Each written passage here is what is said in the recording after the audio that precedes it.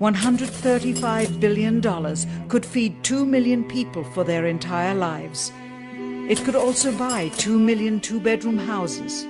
Yet how could such an undertaking be kept sacred, and for such a long time? To the latter, one needs only to remember that an unsolved riddle 6 years older, the assassination of President Kennedy, still daunts the minds of the vast majority of Americans.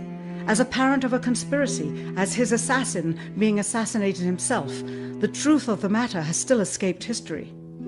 In keeping a secret of the magnitude of the Apollo missions being fraudulently created, one turns to the Manhattan Project for comparison.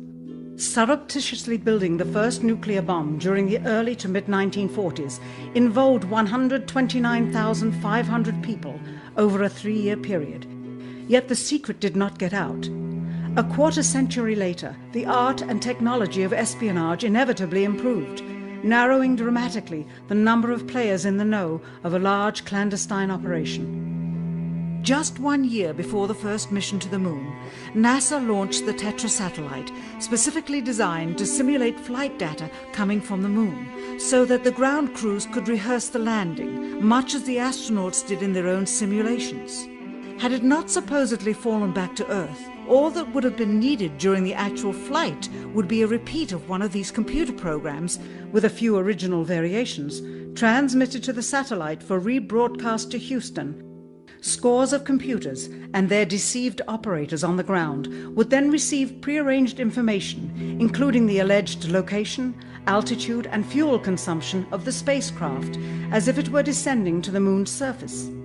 If the Soviets tried to find the actual location of an Apollo crew in the hundreds of thousands of miles surrounding the Earth and the Moon, it would be tantamount to trying to find a rowboat in the Atlantic Ocean. The fact that the Apollo program was so departmentalized, with various construction and test sites around the country, meant that only a few people saw the whole picture. And for the first time ever, there was no independent press coverage of such an historical event. Whatever pictures and sound were distributed to the public was strictly controlled and previewed by the federal government.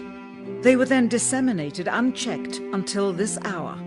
For who would realize that the unthinkable was not only possible, but absolutely true?